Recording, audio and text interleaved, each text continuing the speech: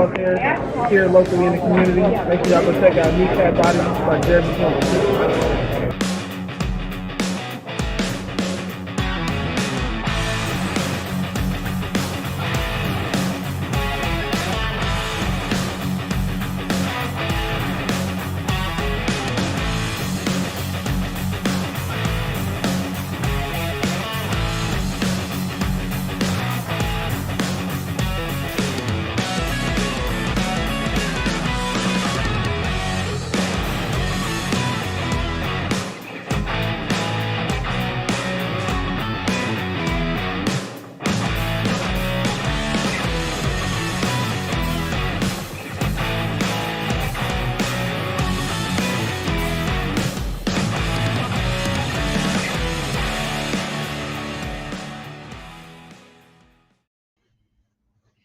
Hey everybody, welcome. It's Kneecap Biting with Smoking Jeremy B. How's everybody doing tonight?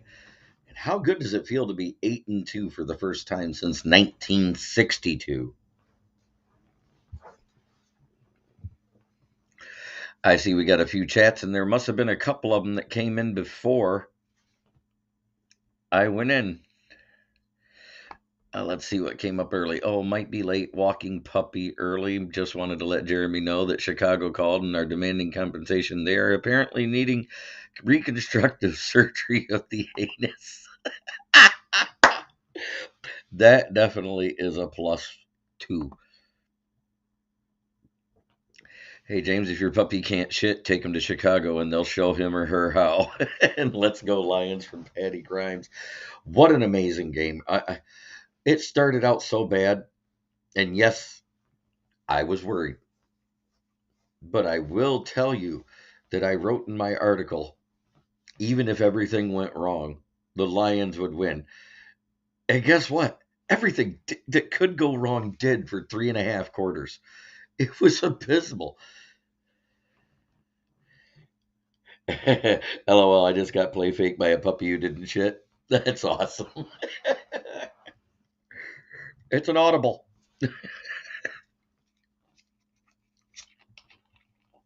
Yes, that's right. Every single one of us should be Kansas City fans tonight. Go Patrick Mahomes. I don't care what you got to do. Tell them boys to go grab the stick 'em, make them look like they jerked off an elephant. That's a replacement line there.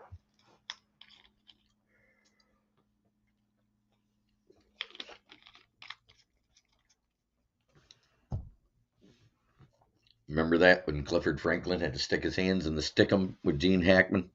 Coach, this doesn't look natural. It looked like I jacked off an elephant.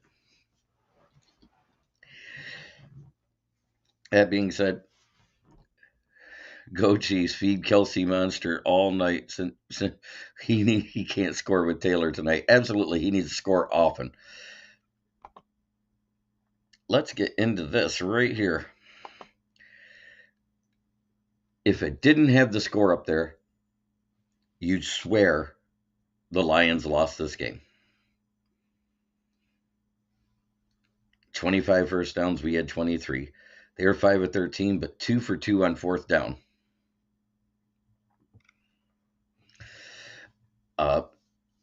71 total plays on offense, 59 on offense for us. 2 sacks allowed by each team.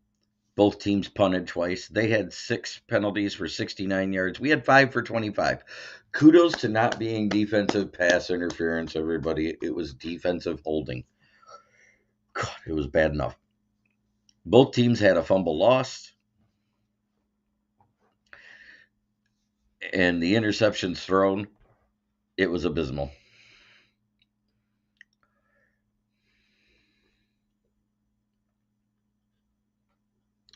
What happened to Fields, the dancing bear? Well, let me tell you what happened. Yeah, 40-24 time of possession for them in 1936. Do you know what makes that so historic? There's been 84 teams that have trailed by double digits this year, and we're the first team to win one. Not only that, it's the first time a team has been +3 in the turnover differential with a double-digit lead going into the fourth quarter and lost in NFL history. It's happened 48 times before, and nobody else has beat the team that did it.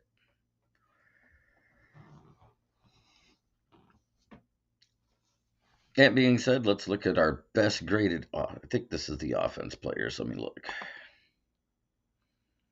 Oh, that's backwards. There we go. Let's go do it this way. Highest rated offensive players: David Montgomery, Amon-Ra St. Brown, Frank Ragnow, Penei Sewell, and Graham Glasgow. I pretty much agree with that. I would splash in honorable mentions for J-Mo, Jahmyr Gibbs, and Sam Laporta.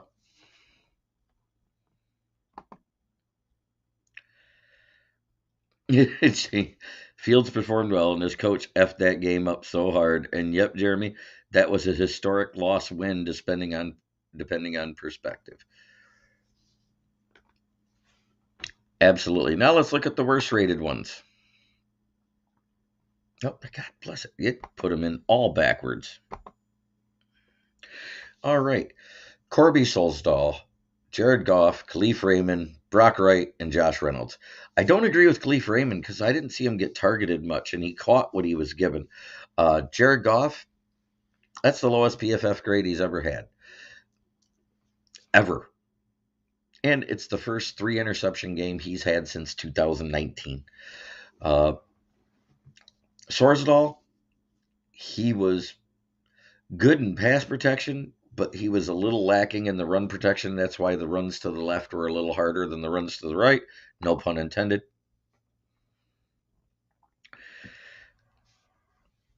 Our best rated defense people, Anzalone, Hutch.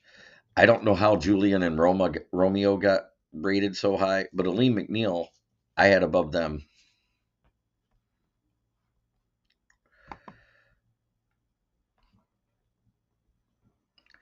Yes, Sorsdal, I can handle being that. He needs reps, and I'm glad he got some too. But there was everything to think that this, if you look at those stats alone and the turnovers, the 4-to-1 turnover ratio, there's no reason that we shouldn't have been down 42-14. The defense did way better than everybody wants to give him credit for. Braylon Dennett, how you doing? I'm just being honest. That defense did way better than everybody else. I am doing my post-game shows solo from now on, so I can get a little more in depth, interact more with the chat, and give my perspective.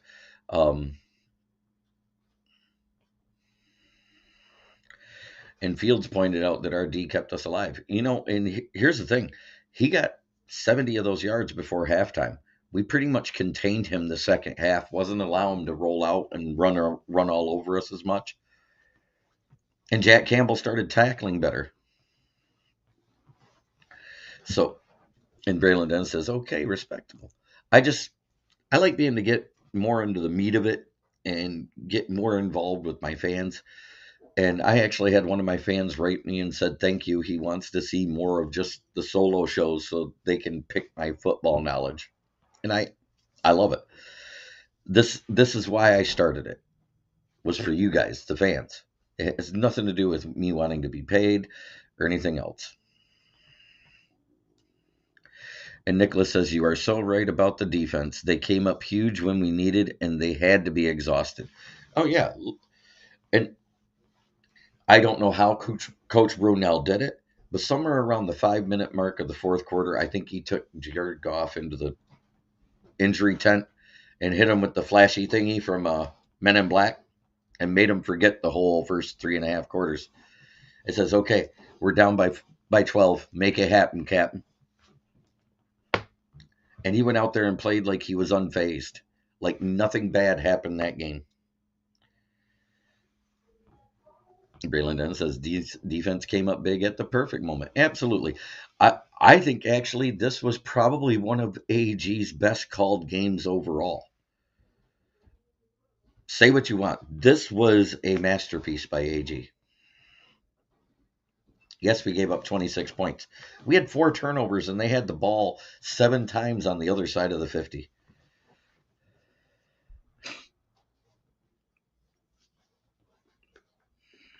Absolutely, James. One oddity, the defense somehow did not look gassed in the fourth, and they damn well should have been. I can't explain that myself. Brent DeWitt says Colby's first time at left guard, MCDC gave the rookie respect at his press conference. Absolutely, he deserved it. He did fantastic in pass pro. How many times did we call somebody getting a sack? It was Panay Sewell doing what he was doing for the play action. The play action was fake to the left, and he rolled to the right, and there he was. Montez Sweat, unblocked, unscathed. He only had a second and a half with the ball, and he was down.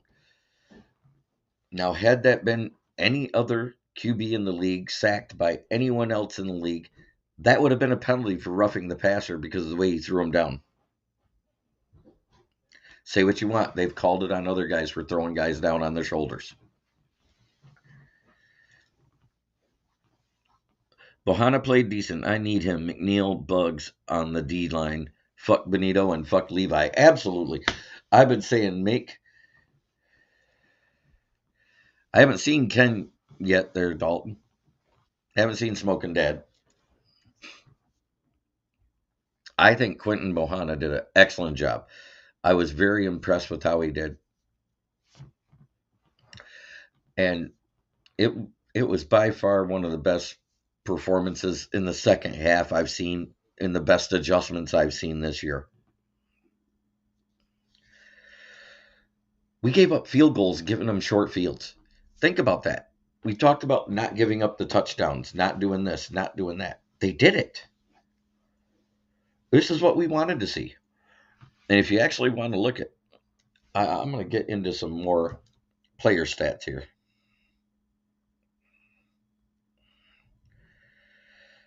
No, it's 7-7 there in Kansas City right now. Both teams have scored a touchdown in the first quarter, which is rare for both teams to do. Kansas City, because I don't know if somebody caught one or if the receivers started learning how to catch the ball because they don't want to die.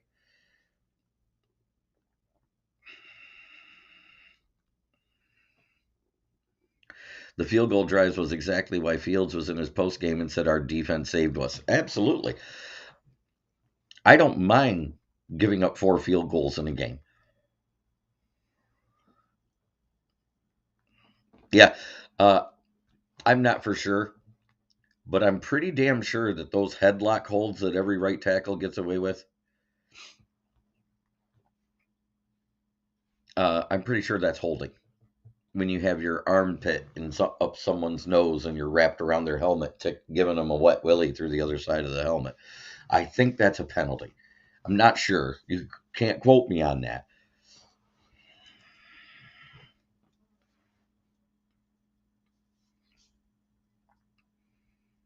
Come on now, guys. That was funny.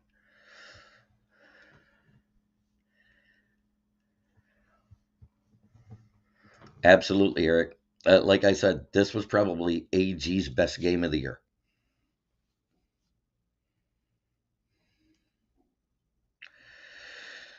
Yeah, I know, Patty Grimes. You know, the first one, the first interception was a combination of things. Number one, Goff shouldn't have been throwing into triple coverage.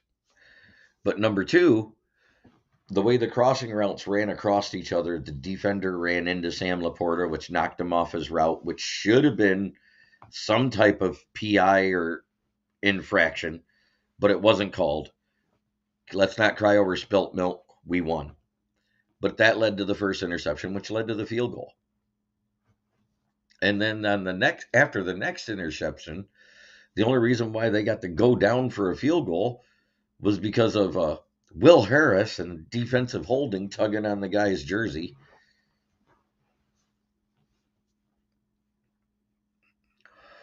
Oh, God. We extended way too many drives. I mean, granted, it was 4 drives, but those 4 drives equaled field goals.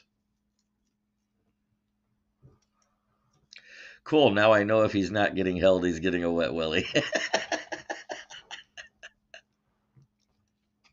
I'm glad someone caught that joke. That being said, I'm quite sure that the Chicago Bears feel quite violated by the way the Lions fucked them over.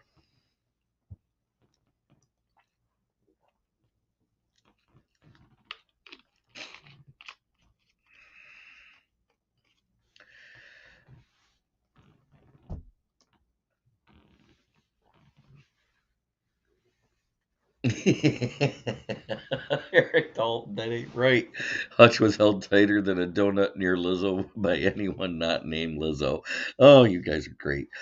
Uh, that being said, our O line got away with a few holds too, and I'll take it. They were letting them play. This wasn't your typical Clete Blakeman, we're going to call every infraction under the sun type of game. And that makes me happy. Yes, my pregame Thanksgiving show will be done Wednesday night, right after my roundtable. Uh, I wonder, there's a couple pictures I wish I'd have got to put into the show. You guys saw the thumbnail where it showed the lion mounting the bear, right? I don't know if you can see it, but there's the lion done after the bear's been spent. Because that's the actual picture I used for the thumbnail tonight. I wonder if the bear sounded like nice pick for the starter tonight, smoking JB. This is the one I want made for the NFC Championship flag. Anybody like that?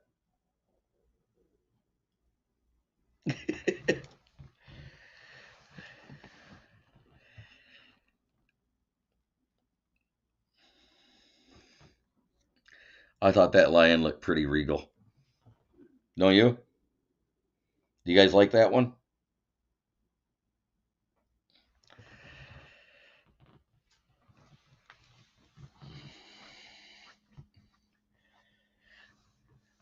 Well, who's ready for some cheese on their turducken Wednesday or Thursday? I might get that made into a t-shirt.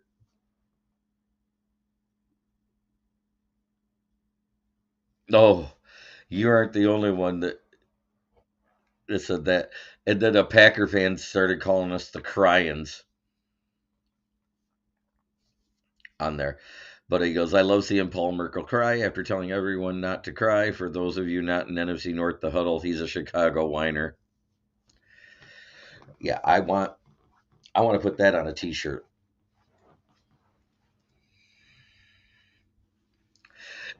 James Burgess says, I am looking to add melted cheese to dishes I usually would not. Yep, stuffing, turducken. See what it tastes like in green bean casserole. I don't care. I'm going to get a fondue set and just go.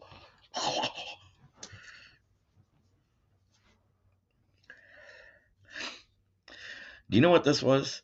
This was what happens when the offense goes wrong and the defense holds us in the game. That's what this game was. Remember the other game where the defense came out flat and the offense picked them up? We've got a good team. Do we need some help here and there? Probably. Will we get it? Who knows?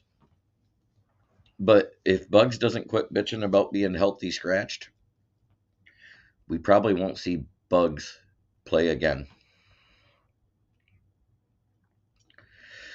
King SJ finding different ways to win games.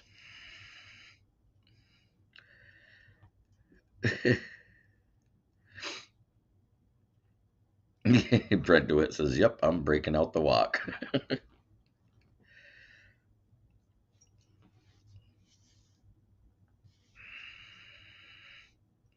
Green Bay gets Fremunda cheese on their turkey. Yeah, they're getting the turkey neck, and I'm going to make sure it has something attached to it so we can tell them that's the sack, too.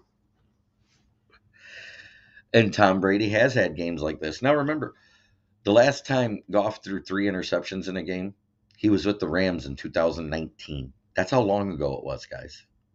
He's been here 2021 to 22, 2022 to 23, and now 2023 to 24. So it's been 4 years since he had a stinker, and I mean a true stinker. And yes, Denzel Snipes, that was the best part when Montgomery got to run that ball, and oh, he was so stoked. I love seeing that celebration. Did anybody see Amon Ra do his little dance at the end, the celly? Oh, he was killing it. And I loved what JMO did. JMO was quiet. He got that touchdown.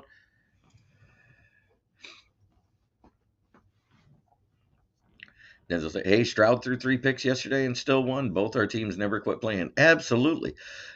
You play till the whistle blows or the gunshot goes off, whatever. My worries about Goff are about the size of Eberflus' fourth quarter penis. +5, James. Hutch had a great punt. Yeah, I mean, we did find out that if Jack Fox goes down, we got Hutch now. He can punt it to the third balcony.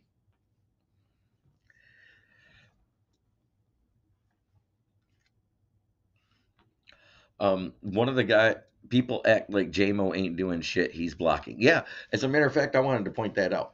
There's only one player on the team, not on the O-line, that played more blocks or more plays offensively than JMO. Do you want to know who that was? Amon-Ra St. Brown. And everybody's like, oh, we should have rushed the ball more. When you fall behind, you can't rush the ball more. We've rushed the ball enough. We had 115 yards on the ground. We had 77 with Monty, and we had 36 with Jahmyr Gibbs, and both of them scored touchdowns. JMO acted like he's been there before. Cool to see him maturing. The sky's the limit for him. Absolutely. And I'm going to repeat what I said after the Oakland game. Brock Wright did not blame. What's the Sun God at for yards so far? Well, let me look that up for you because that's a good question. I think he's right around $1,000 already.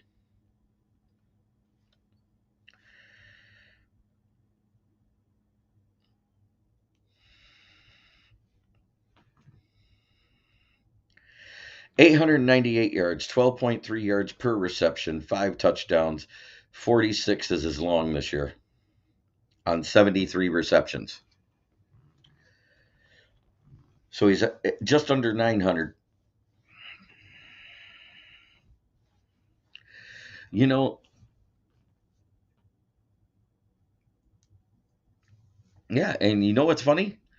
JMO's 2 catches, guess what they were? He filled the role for Josh Reynolds since Josh Reynolds couldn't. First down, touchdown. Boom. Oh, I said Amon-Ra was going for 4. Speaking of Wright, we need to keep him on this team. Fucking that guy. But anyways, in the Oakland game, when Brock Wright didn't block and let JMO get blasted on the end around, when that helmet came off, I don't think the helmet got ripped off or knocked off. I think his head popped out of his ass so far. It shot off. It broke the chin strap. So, and that was JMO's head getting popped out of his ass. Because guess what he has not done since that happened? He has not dropped the pass. Oh, I got you. I love Brock Wright too. He's one hell of a blocker. And he does receive well when Laporta can't be in. When we got to do those weird formations. But you want to know what was my favorite formation in the whole game offensively yesterday? The Wildcat with Rodrigo, Montgomery, and Gibbs in the backfield, and Goff wasn't even on the field.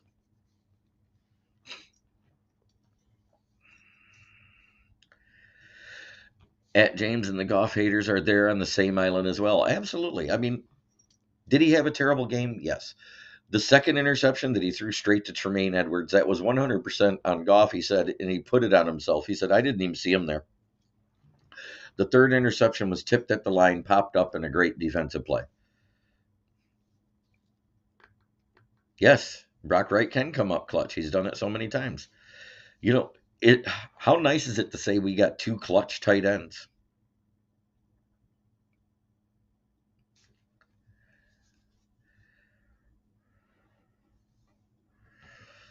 Oh, come on, James.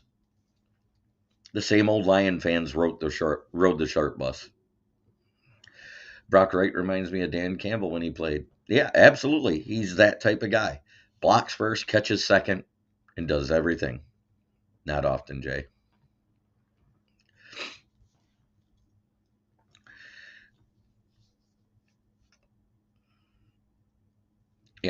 84 teams trailed by double digits this season alone, and we're the only team to have won the game. Think about that.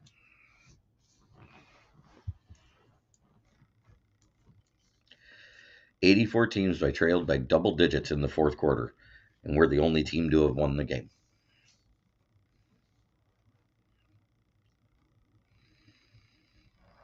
This was just as epic as a win as it was as epic as Ɓears snatching defeat from the jaws of victory. And a lot of it had to do with exactly what James said. And I don't think it was his penis size. I think his balls shriveled to the size of raisins when we got that stop and forced him to kick a field goal. Because SOL fans import Flint water like it's Perrier. 2012 Flint water. Get it right. Got to be the old stuff. Really leaded.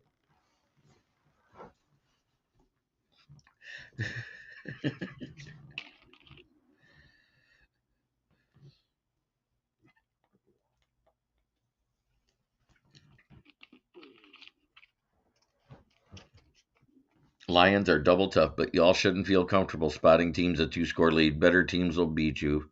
Oh, yeah. 100% we got to clean that up. How often does Goff throw 3 interceptions before the end of the third quarter? It doesn't happen that often.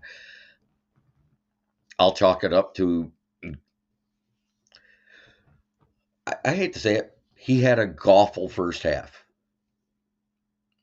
As much as we like to call it the Goff. Do I go to Lions games? Not very often. I can't afford to. Plus, I'm waiting to get my credentials through. They're put in. I'm just waiting for them. Please, sweet baby Jesus, let me get one home game this year. SOL fans still ask for let it at the pump. Yep, and they still push on doors marked pull.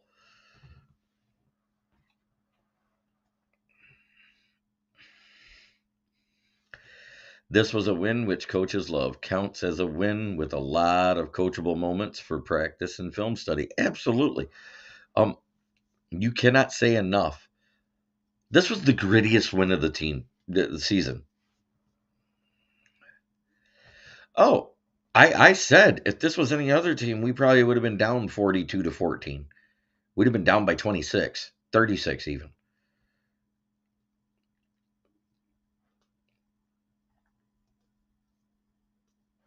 Amen, Denzel. I hear you. I want to thank all of y'all. Y'all have been on this ride with me for a year and a half. I know Sideline Sports has been a part of my life the last year since I got involved with South Florida Tribune. I love everybody I podcast with. I love everybody that interacts in the fans. You guys mean a lot to me. And I let you down for a couple months in the off season, but I was going through some personal hell. So it is what it is. It won't happen again. I'm in a good spot. Mentally, physically, almost there financially. What I do want is to thank each and every one of you the best way I can. And the best way I can is showing it by what I say every night, because I mean every word of it. What do I say at the end of every show? Try every day to be a better person than you were the day before. It's the only way to make the world a better place. Unless you're talking to a rival fan base, you're allowed to be the biggest prick asshole you want to be.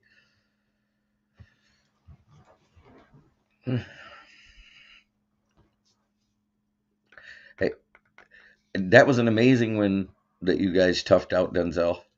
Red Wings once came back from 6-0 with only 30 minutes left to play versus the Penguins when they had Mario Lemieux. And it was part of their growing up in the late 80s before the actual Cups.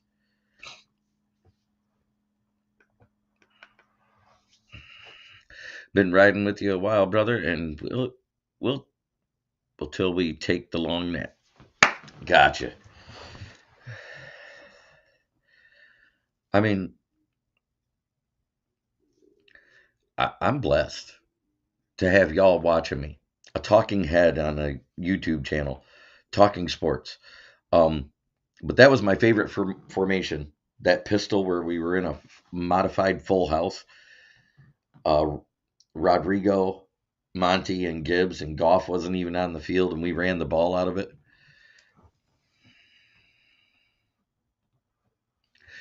You know what?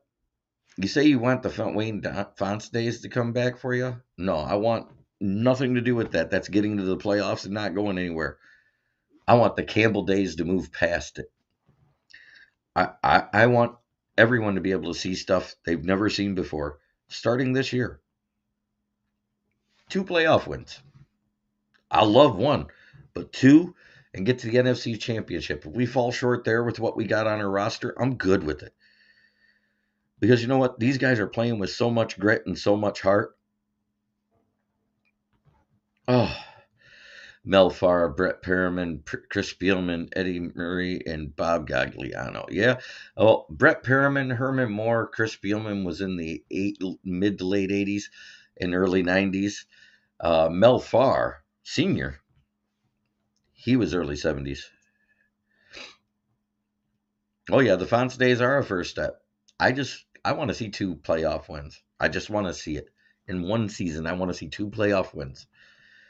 Because Brad Holmes told us before this season, our goal is the Super Bowl, but we might not get there. We will the next year. He told us this.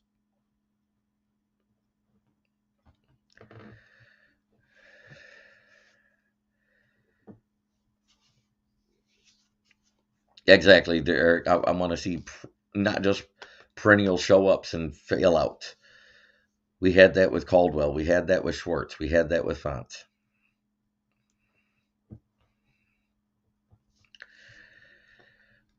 I mean, right now, our best coach was in the 50s that's been on this team. The one that got world championships before it was called the Super Bowl.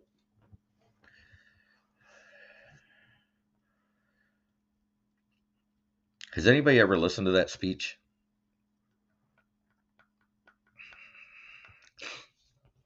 You guys remember that when Hank Stram basically called the world championship the Super Bowl on accident because he wasn't even talking about the game.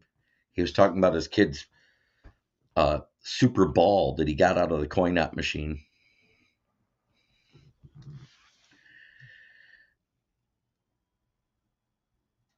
Yep, exactly. I want Super Bowl trophies. That's it.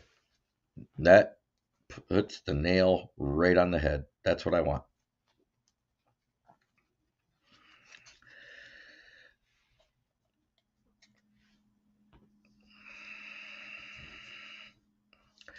I have indeed. Hank Stram is awesome. One of my football heroes. I remember dancing to the Super Bowl shuffle, guys. Matter of fact, I was the first to say the Lions got fucked by the Cowboys and the refs in the 2015 playoff game. Oh, Stram's speech was awesome. 46, toss power trap forever. Rest in peace, Hank. Yeah, that was their bread and butter. That was what they did. Boom. I got back into card collecting this year, of all the things. It surely was. You know, karma bites people in the ass. And I still think that's kept biting them in the ass every year since then because they had a team that could have won it, but the Lions had a defense that would have won it had they made it past Dallas.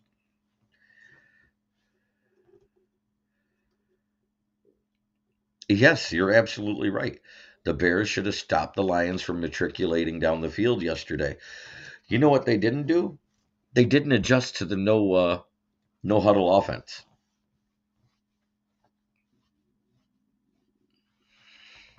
I joked yesterday, time for Heidi to come on before the comeback yesterday.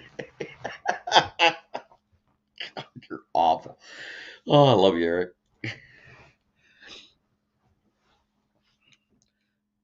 But again, I want to give a shout out to my sponsor, the real one.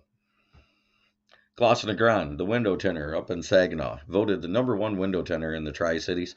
Go up there, check him out. There's his number. Give him a call. Tell him Smoking Jeremy B sent you. We'll take care of you. He does some great work. Love this Maserati. He did that tint job, and he also did this 300 C class.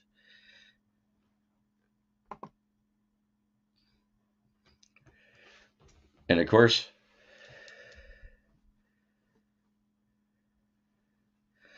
They couldn't substitute. We were in a hurry up offense. We weren't allowing them to sub. So they didn't get to sub any men on the field until the 2-minute warning.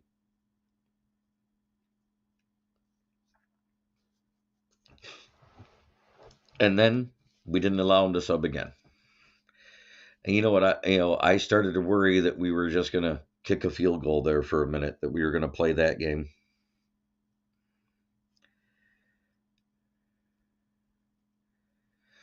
Oh, Denzel, I got you. Definitely going to have to take you to Black Rock. It's a little different. You actually get to cook your steak on a flat rock right in front of you. It's awesome. Then there's all the Coney spots, way different than anything you've had. You haven't had a Coney until you snapped into one that was a Kogel or a Nathan's. And there's a plethora of other restaurants up here. We got some authentic Mexican food places that are good. I definitely will take you to that. And of course, seeing how Thanksgiving's Thursday, we definitely have to give a shout out to my favorite sponsor, FTP. And no, it's not the florist. What is it, people? Fuck the Packers.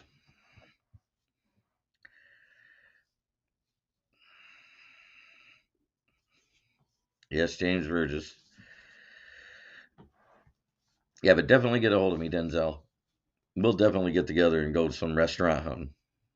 Detroit Conies are dope, and I gotta try out that steak spot you said, because I love steak. Amen. I got a couple steakhouses for us to try. One where they cook it for us, and then that one where you get, it's just a big, beautiful, tender, center cut piece of sirloin or ribeye, whatever you want. It's just beautiful. Lots of fun. But I'm gonna end this show the way I mean it. Yeah, pizza. Oh, that's right. Pizza Papalas did close. Where was that we went? Was it the Brass Rail Pizza Bar, Eric? That was actually pretty good. Right by Ford Field. Try every day to be a better person than you were the day before. It's the only way to make the world a better place. Um, I couldn't be more proud of the grit we showed yesterday in that win. I mean, it made me. I think I had 4 heart attacks while watching that game with Russell Wayne and main event 365. Uh, every touchdown, we were singing Gridiron Heroes at the bar. And while we were down the 12 points and they scored that touchdown to JMO, I said, "Come on, guy, we got to sing it." He goes, "No, I don't want to sing it. We're going to lose this game." Blah, blah, blah. The whole bar started chanting, "Sing the song, sing the song." That was great. Yeah, and that was the best part. That was the nail in the coffin. Hutch. All that griping about, oh, he's got to get home. Oh, he's got to do this.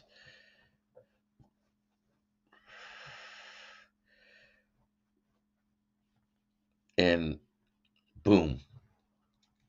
He went through Darnell Wright like he wasn't even there. Swatted that ball out. And then Darnell Wright, he did the version of Michigan's punter versus Michigan State, not trying to pick it up. He kicked it out the back.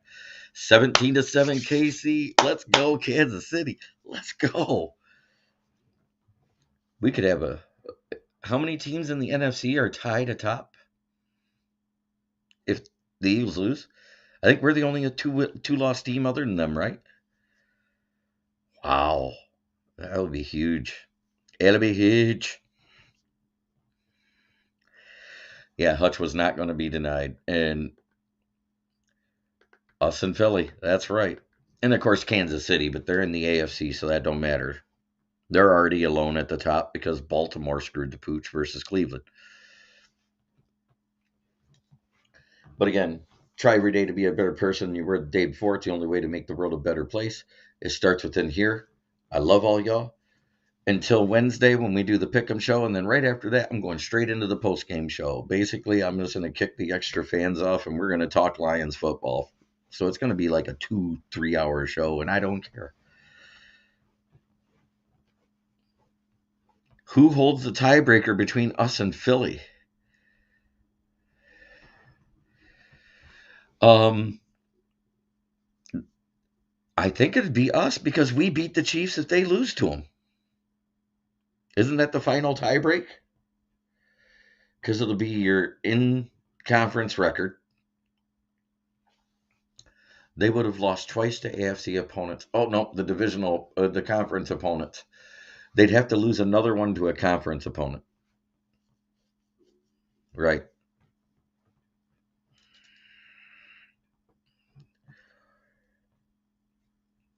And that very well could happen because they still got to face the 49ers. Just saying. I like the way Brock Purdy throws the ball when Trent Williams is in better than I like the way Jalen Hurts throws the ball. That's just my personal opinion. And San Francisco's defense seems to be pretty healthy.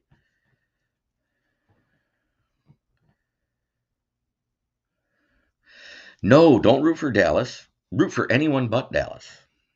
I'm talking about conference, not divisional record. Conference record, because we're not in the same division.